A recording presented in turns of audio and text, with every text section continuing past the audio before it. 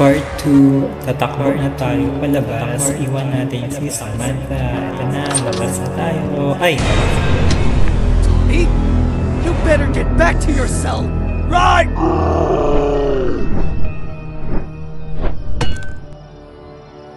Nandiyan si Kuya. Nakamaskara. Takbo! Takbo. Kaliwa. Straight lang.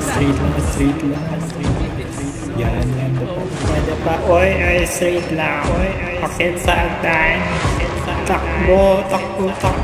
Yan, tumakbo ka na pala. Huwag ka nang babaliktan. Ba't may sounds pa rin? Okay na. Takbo. Ay, nandiyan pa siya.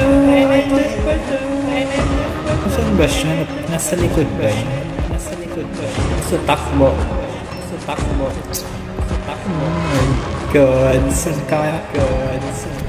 Saan ka na ngayon? Oh my God. May hinahanap mo. Is ka na dyan. Magtawag ka na sa trash ka. Uy, ano ba? Saan ka ba pupunta? Ay, ako pala yung nagdalaro. May hinahanap tayong item bago umalis dito sa place. Dito, naglalakad habang nakasquat, makikita natin yung first item. Ito yun na isang gripo. Basta yun, walang gripo. Tapos, ang plano ay iwan siya doon sa malapit sa may bike para makuha natin siya mamaya. Di ko alam kung anong nangyari. Basta nakita niya naman ako. Kaya ayun. Oh, may thrilling sound na naman. Keratin. Ayan, drop.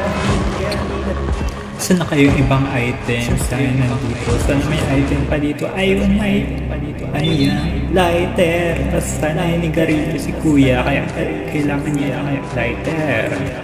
Tulad ng dati, kailangan natin silang iipon dun sa may bike. Kaso nahuli naman tayo. Takbo. Huwag kang magtago sa trash can. Mahuli ka dyan. Takbo.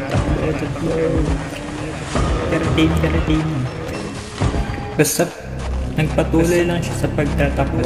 Yan. Ipulog naman natin. At kailangan naman natin maghanap ng iba pang items. Nasaan ba yung ibang items dito? Ito hindi to item pero pwede itong pang-pok-pok sa ulo ng kuyang BDSM fetish.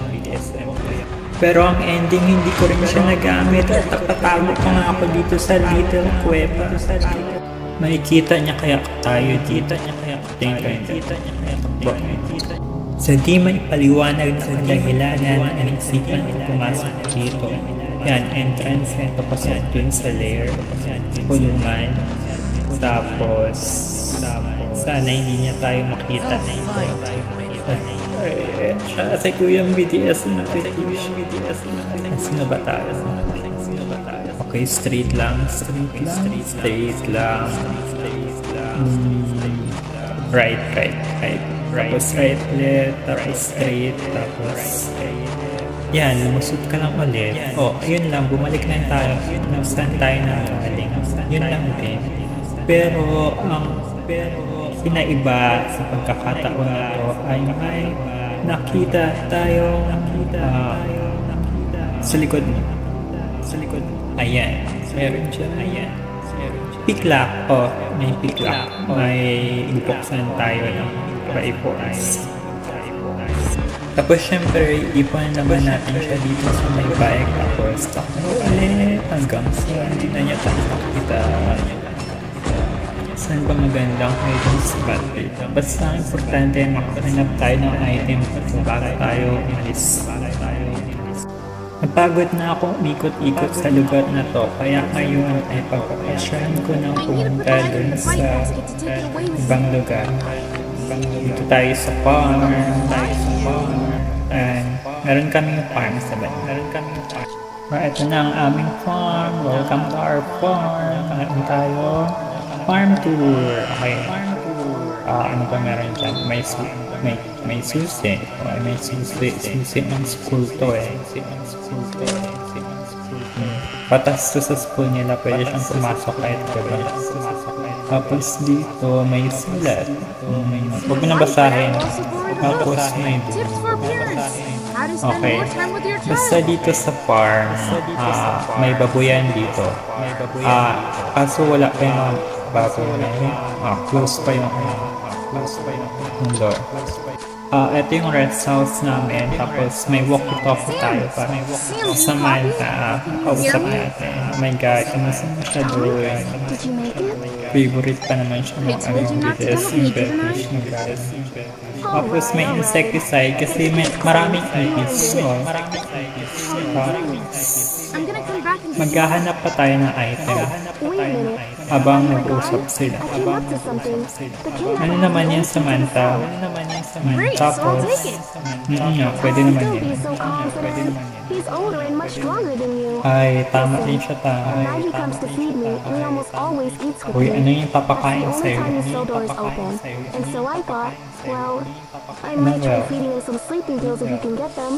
Na grabe naman ito sa Sounds like a sleeping plan. pills Mrs. agad. Martinez has all sorts of things in her medical cabinet for torturing students. Surely there must be some sleeping pills in there to calm them down.